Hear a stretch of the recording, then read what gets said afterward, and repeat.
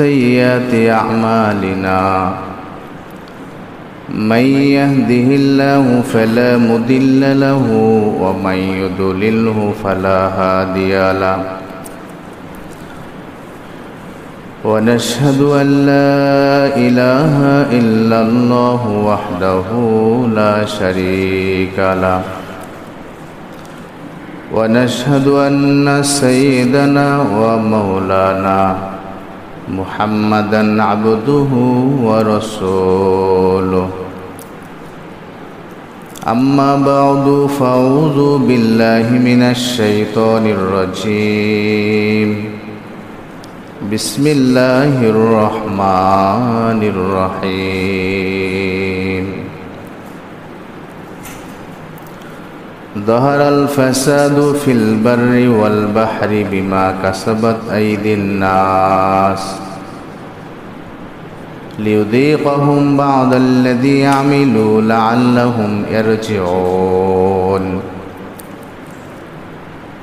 وقال النبي صلى الله عليه وسلم كن في الدنيا كأنك غريب أو عابر سبيل أو كما قال النبي صلى الله عليه وسلم اللهم صل على محمد وعلى آل محمد كما صليت على إبراهيم وعلى آل إبراهيم إنك حميد مجيد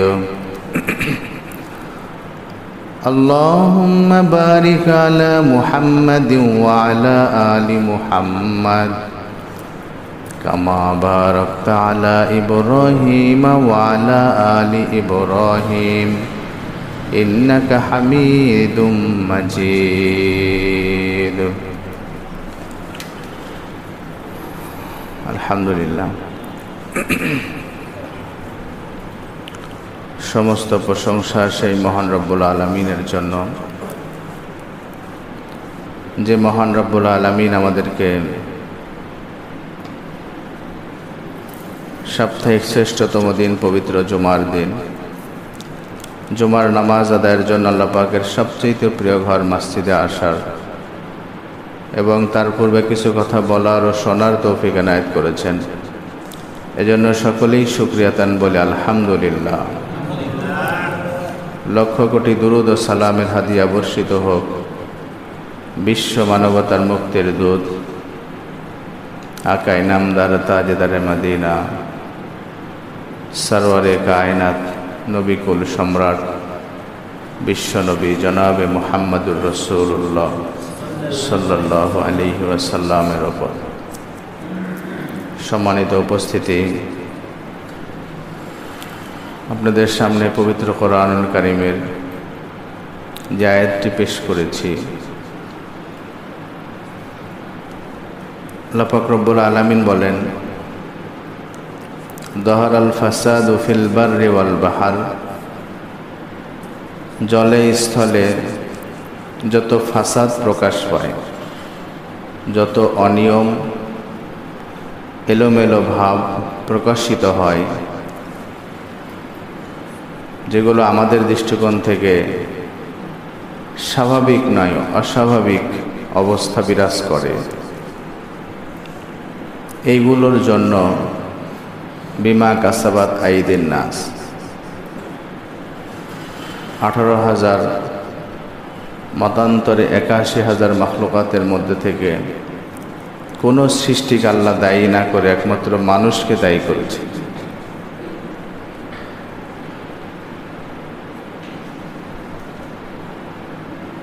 তাহলে একটি বিষয় স্পষ্ট, যে এখন অতি গরম, এর চেয়েও ভয়াবহ আকার ধারণ করতে পারে ঘূর্ণিঝড়, জলোচ্ছ্বাস, শিলাবৃষ্টি, বন্যা, প্লাবন, এগুলো ছাড়াও ভূমিকম্প, আরও অনেক এরকম জমিনের যত অনিয়ম, এই সবগুলোর জন্য আল্লাহ পাক মানুষকে দায়ী করেছে। এটা যুক্তিসঙ্গত হয়েছে কিনা? যদিও আমরা এটা মানতে রাজি না, আমাদের বিভিন্ন আলোচনায়, বিভিন্ন কথায়, বিভিন্ন যুক্তিতে এটা আমরা বোঝাই এবং বলি যে আল্লাহর হুকুমেই সব হয়, এগুলো আল্লাহই করেছে।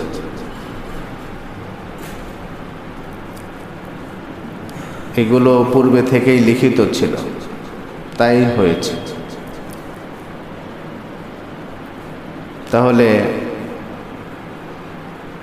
সবচেয়ে বড় কি সমস্যা হবে আর কি সমাধানটা হবে? সমাধান আমরা এইভাবে নিচ্ছি, আল্লাহ পাক বলেছেন সমস্ত সৃষ্টিকুলের যত অনিয়ম সবগুলোর জন্য মানুষ দায়ী, আর আমি বলছি যে সবগুলোর জন্য আল্লাহ তাআলা দায়ী। আমি সরাসরি বলি না, কিন্তু আমার বিভিন্ন কথায়, বিভিন্ন আলোচনায় এবং বিভিন্ন পর্যালোচনার শেষ আমি এটাই বলি যে এই সবগুলো আল্লাহ করেন, তাহলে দায়ী আল্লাহ। নাউযুবিল্লাহি মিন যালিক। আপনি বলেন কেউ যদি এইটা বলে তাহলে তার ঈমান থাকা এটা সম্ভব কিনা? জলে স্থলের সব কিছুকে যদি আমরা প্রত্যক্ষ সাহস না করেও পরোক্ষভাবে যদি বোঝাই বা বলি যে আল্লাহ তাআলা দায়ী, তাহলে আমার ঈমান থাকবে কিনা? আর ঈমান থাকাটা যুক্তিসঙ্গত কিনা? আর যদি এর কারণে আমি বেঈমান হই, তাহলে বাস্তবতা আমাকে কি বোঝায়, আমি কি বুঝাচ্ছি? অনেক জটিল কঠিন প্রশ্ন, হয়তো কখনো এরকম ফিকিরও করেন নাই বা কেউ ভাবে আলোচনা আনেও নাই। আমিও যে বলবো এরকম আলোচনায় আমার আসবে সেটাও আমি ভাবি নাই। অপর দিকে আল্লাহ পাক রব্বুল আলামিন পবিত্র কোরআনে বলেছেন, মান জা বিল হাসানা ফালাহু মিনাল্লাহ। দেখো, ভালো কিছু হলে আমার দিকে নিসবত করো।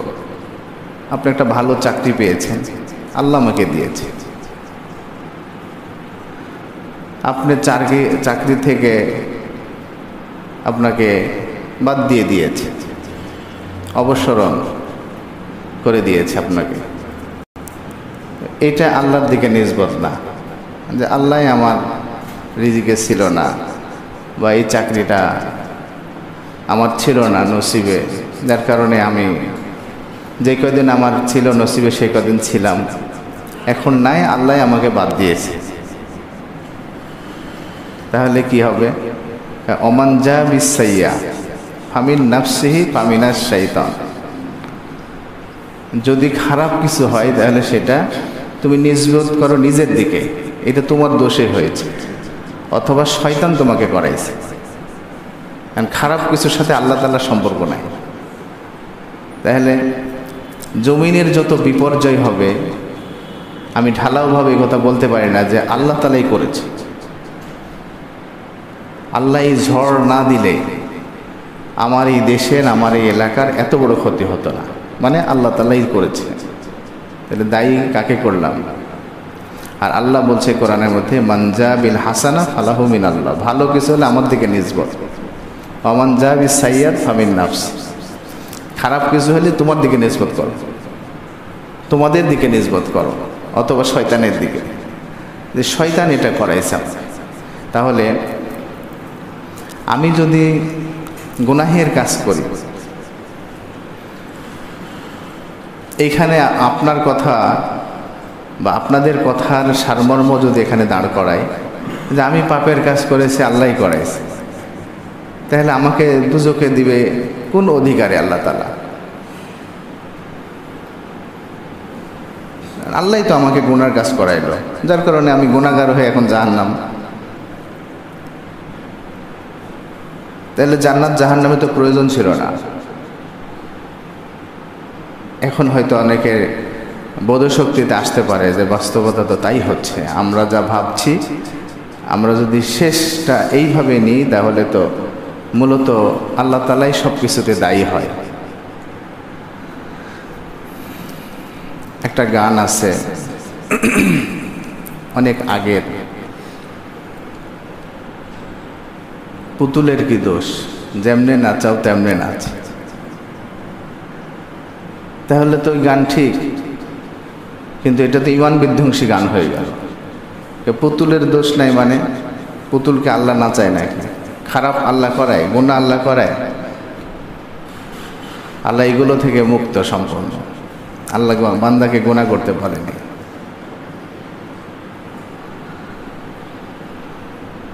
তাহলে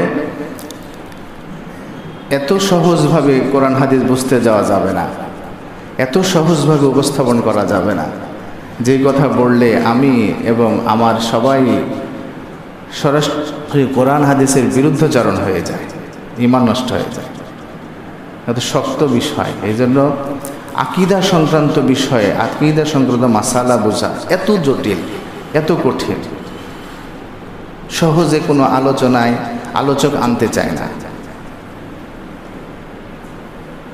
মানে এখানে নজরিয়া দিয়ে, ফলাফল দিয়ে আপনি একটা কিছু বের করে দেখাবেন, ফলশ্রুতিতে আপনি এবং আপনি যাদেরকে শোনাচ্ছেন তারা গুনাহগার হচ্ছে না তো, তারা ঈমান থেকে বহিষ্কৃত হচ্ছে না তো, তাহলে এত কিছুর কি প্রয়োজন?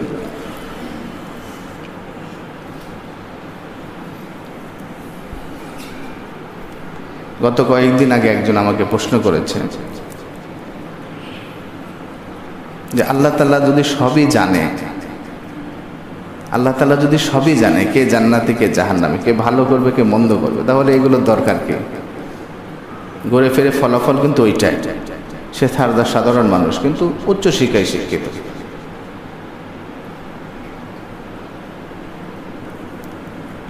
সর্বোচ্চ পর্যায়ের শিক্ষিত, জেনারেলি শিক্ষিত।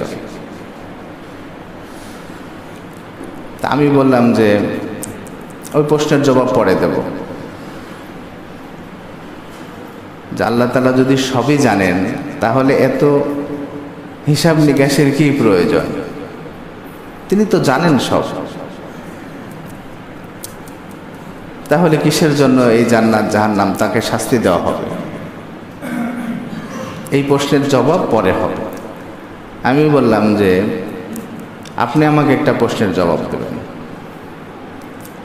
যে একটা স্কুলে 100 জন ছাত্র আছে,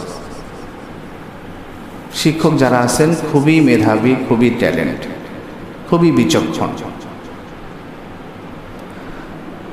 এই 100 জনের মধ্যে 50 জন ছাত্র একেবারেই দুর্বল, আর 50 জন শক্তিশালী।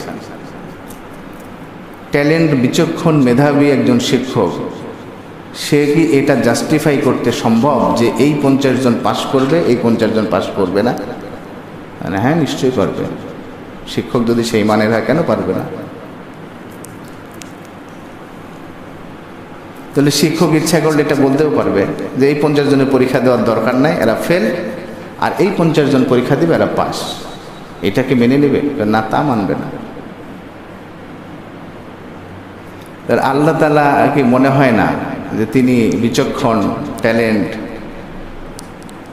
এমন একজন সত্তা, তিনি সব জানেন, আগের পিছর সামনের, আলিমুল গায়ব বিজাতিস সুদূর, অন্তরের সব কিছুই জানেন, বোঝেন? তিনি এটা জানেন না তো কেন করেন না? ওই শিক্ষক যে কারণে করেন না যে তোমার ফলাফল তুমি নিজে দেখো। মানে এটাও কোরআনে আছে, ইকরা কিতাবা কাফা বিনাফসিকা আল-ইয়াওম। আমি যদি তোমাকে ফলাফল করে দিই তুমি হয়তো মানতে না, যে আল্লাহ তুমি আগেই আমাকে ফাইসালা করে দিলে, আমার হিসাব নিকাশ পরীক্ষা নিরীক্ষা না করেই বললে আমি জাহান্নামী, আর আরেকজনকে জান্নাত দিয়ে দিলা, এটা মানি না। ইকরা কিতাবা, পরীক্ষা দাও, দিয়ে তোমার আমলনামা তুমি নিজে যাচাই বাছাই করো, দেখো। কাফা বিনাফসিকা আল-ইয়াওম, তুমি তোমার নিজেকে নিজে পরীক্ষা করো।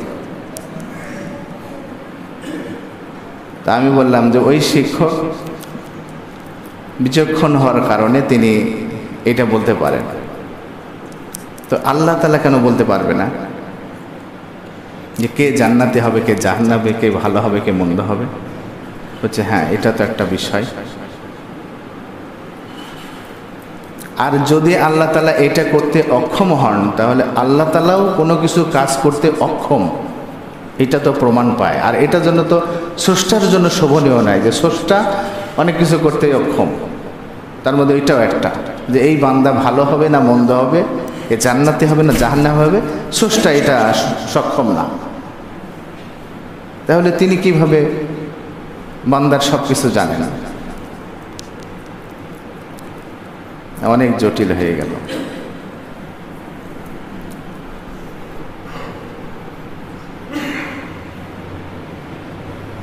স্রষ্টা তো তিনিই হবেন যিনি সব কিছুই পারেন, সব কিছুই বলেন, সব কিছুই করতে সক্ষম, তাকেই না স্রষ্টা বলা হয়।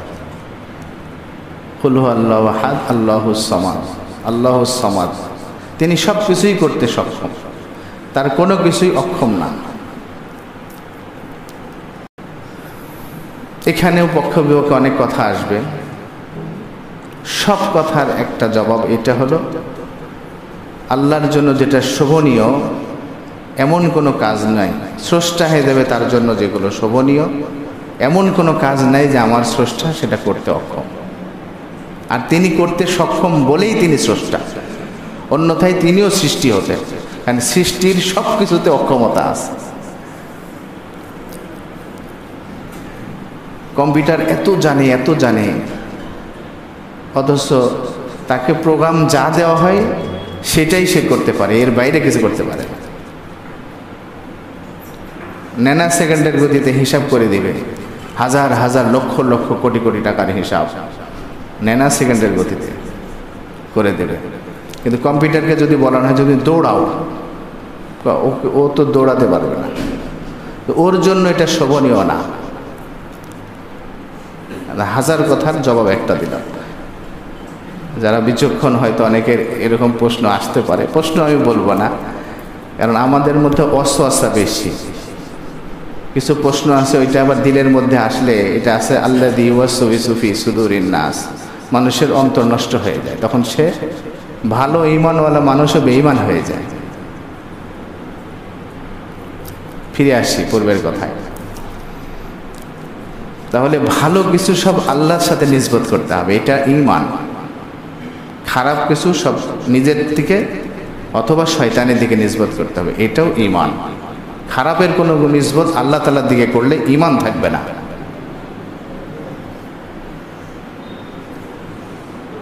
অনেক শক্ত কথা। তাহলে আল্লাহ তাআলা বলেছেন জলে স্থলে যত বিপর্যয় এর জন্য মানুষ দায়ী, অন্য কোনো সৃষ্টিকে দায়ী করেন। কেন? ওই যে সূরাতুল বাকারা, ওয়াইজ ক্বালা রাব্বুকা লিল মালায়েকা ইন্নী জাইলুন ফিল আরদি খলিফা। আমার দেশের যদি কোনো কিছু হয় এর জন্য আমরা সবাই বলবো যিনি দেশ পরিচালনা করছেন তার জন্য এটা হয়েছে, তিনি সঠিকভাবে পরিচালনা করতে পারছেন।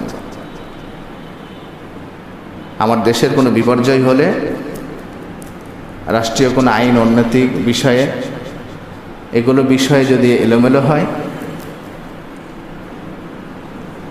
যদি বিশৃঙ্খলা হয়, এর জন্য কাকে দায়ী করবে? যিনি রাষ্ট্রপ্রধান। তো মানুষ হলো সমস্ত সৃষ্টির রাষ্ট্রপ্রধান। অন্যান্য সৃষ্টির দোষ নাই তা না, কিন্তু তারা মানুষের অধীনে, মানুষ তো সবাই রাষ্ট্রপ্রধান। এখানে আমরা যারা বসা আছি এই পুরা পৃথিবীর এক একজন রাষ্ট্রপ্রধান। এই পৃথিবীতে যদি 1000 কোটি মানুষ থাকে তাহলে 1000 কোটি রাষ্ট্রপ্রধান আছে বিশাল পৃথিবীর। এই 20 কোটি বর্গমাইল পৃথিবীর 1000 জন রাষ্ট্রপ্রধান, সবাই এক একজন দায়িত্বশীল। ওয়াইজ ক্বালা রাব্বুকা লিল মালায়েকা ইন্নী জাইলুন ফিল আরদি খলিফা। আমরা বলি না খলিফা, 4 খলিফা একের পর এক রাষ্ট্রপ্রধান হয়েছে হুজুর পাক সাল্লাল্লাহু আলাইহি ওয়াসাল্লাম যাওয়ার পরে। এর পরবর্তীতে সবাই আরবিতে বলে খলিফা, আমরা বলি রাষ্ট্রপ্রধান, প্রধানমন্ত্রী। এক একজন আমরা এই পৃথিবীর জিম্মাদার, রাষ্ট্রপ্রধান। কি সম্মান! আপনি রিক্সা চালক, তবু আপনি রাষ্ট্রপ্রধান। আপনার উপরে পৃথিবীর সমস্ত সৃষ্টি নির্ভর করছে। 1,18,000 মতান্তরে 81,000 মাখলুকাত, এই সবগুলো প্রতিনিধিত্ব করছেন আপনি। কোন বলে, কি দিয়ে আপনি রাষ্ট্রপ্রধান বলেন? এইটারও জবাব এই আয়াতে আছে। ওয়া নাহনু নুসাব্বিহু বিহামদিকা ওয়া নুকদ্দিসু লাক। তারা রাষ্ট্রপ্রধান এই বিশাল এই পৃথিবীর প্রতিনিধিত্ব করবে দুইটা জিনিস দিয়ে, আল্লাহ তাআলার তাসবিহ দিয়ে, ওয়া নুকদ্দিসু লাক, এবং আল্লাহ তাআলার পবিত্রতা বর্ণনা করে। এই দুইটা ঠিক, ব্যাস আপনার এই তাসবিহর এত ক্ষমতা যে গোটা পৃথিবীর সব কিছুই ঠিকঠাক থাকবে।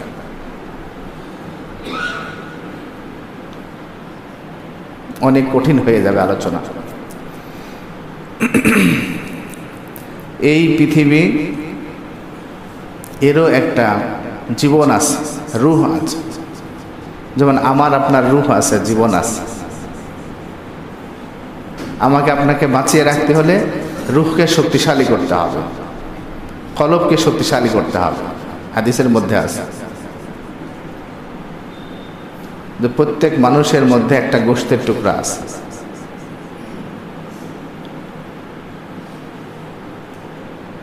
ইজা ফাসাদাল কুল্লু, যখন সেটা নষ্ট হয়ে যায় সব নষ্ট হয়ে যায়।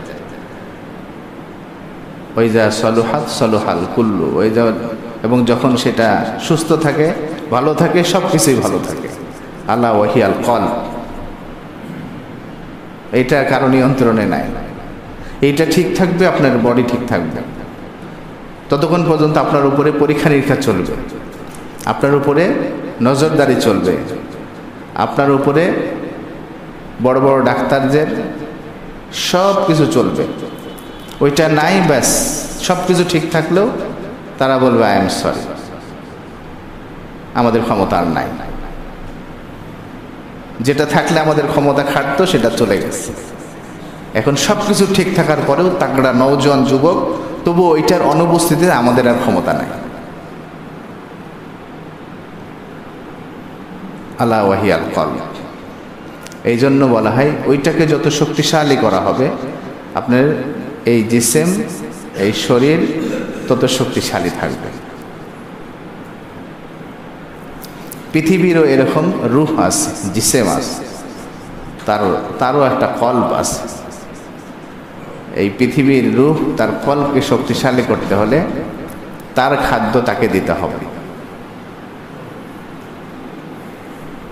কি সেটা আল্লাহ তাআলা বলেছে। এইটার জন্য আমি আপনি কেন দায়ী? এটা আমি আপনি এই জন্য দায়ী, আমি যতক্ষণ পর্যন্ত তাসবিহ পড়ব ততক্ষণ পর্যন্ত পৃথিবী ওই তাসবিহর বদৌলতে নুসাব্বিহু বিহামদিকা ওয়া নুকদ্দিসু লাক, এই দুইটা তাসবিহাত এবং তার পবিত্রতা, এই দুইটা জিনিস যতক্ষণ ঠিক থাকবে পৃথিবী তার শক্তি পাবে। বলা হয়, বলতে পারেন এটা অক্সিজেন। আমার আপনার যেমন অক্সিজেন অনুপস্থিতি মৃত্যু নিশ্চিত, আমি আর বাঁচতে পারবো না। পৃথিবীরও অক্সিজেন হলো নুসাব্বিহু বিহামদিকা ওয়া নুকদ্দিসু লাক। তাসবিহ ঠিক থাকবে, তার পবিত্রতা ঠিক থাকবে, সে ঠিক মতো অক্সিজেন নিতে পারবে, এলোমেলো করবে না, অতি গরম দিবে না, অতি বৃষ্টি দিবে না, বন্যা দিবে না, খরা দিবে না, জলোচ্ছ্বাস দিবে না, ভূমিধস দিবে না, ভূমিকম্প দিবে না, সব ঠিক থাকবে, কারণ তার অক্সিজেন ঠিক আছে। আর ওইটা আমার কাছে আছে। অক্সিজেন আপনার কাছে নাই, দেয় গাছ, প্রকৃতি আপনাকে দেয়, আপনি পারেন না উৎপাদন করতে। আজকে আবহাওয়াবিদরা কি বলে যে এই এত গরমের কারণটা কি? গাছ কেটে সাবার করে ফেলেছে, নদী নালা খাল বিল সব ভরাই দিয়েছে, পানি আসার রাস্তা নেই। যেই পানিটা নদী নালা থেকে মেঘমালাতে যাবে, সেইখান থেকে মেঘমালা আপনাকে ফেরত দেবে, তো আপনি তো খাল কেটে বন্ধ করে দিয়েছেন, পানি নাই, তাই আসমানে সেই পানি উঠে নাই, আপনাকে পানি ফেরত দেয় নাই। গাছ নাই, অক্সিজেন নাই, ব্যাস আপনার পরিবেশ গরম হয়ে গেছে। তাহলে মূলত তো ওই ব্যাখ্যায় আমি আপনি আসলাম, বিমা কাসাবাত আইদিন নাস, আমার আপনার পাপের কামাই তো এটা। আবহাওয়াবিদরা যাই বলো মূলত এটাই প্রমাণ করে দিল, তারা মূলত এটাই প্রমাণ করে দিল যে এর জন্য আমি আপনি দায়ী। গরু গাছ কাটে নাই, ছাগলে খাল কুমির এগুলা বন্ধ করে নাই, এগুলা করেছে আমি আপনি করেছি আমার আপনার সুবিধার জন্য। আমার একটু রাস্তা দরকার, ব্যাস আমি খাল বন্ধ করে দিলাম। আমি 1 ইঞ্চি জায়গা ছাড়বো না, ব্যাস ছাদের সাথে ছাদ মিলাই দিলাম। মাঝখানে যদি আমি 5 ফিট দূরত্ব রেখে সবুজে বনায়ন করে দিতাম, গাছপালা লাগাই দিতাম, আমি অক্সিজেন পাইতাম, আমিও ঠান্ডা আবহাওয়া পাইতাম, এই পাশেও পাইতো ওই পাশেও পাইতো, সবাই পাইতো, আমরা পরিবেশটা সুন্দর থাকতো। কিছু গাছ থাকলে হয়তো রাস্তার মাঝখান দিয়ে সিটি কর্পোরেশন করে দিয়েছে, দরকার তো আমার বাসা বাড়িতে। তো মূলত আমি আবহাওয়াবিদ না, আমি প্রকৃতি বিশেষজ্ঞও না। আমি যেটা বলতে চাই, মূলত আপনি যাই বলছেন নিজেকে দায়ী করছেন।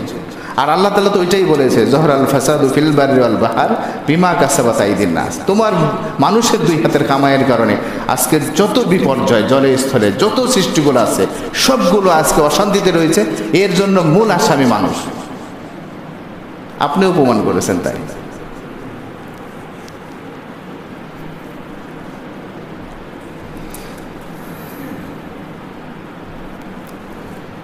এর জন্য ফিরে আসা দরকার,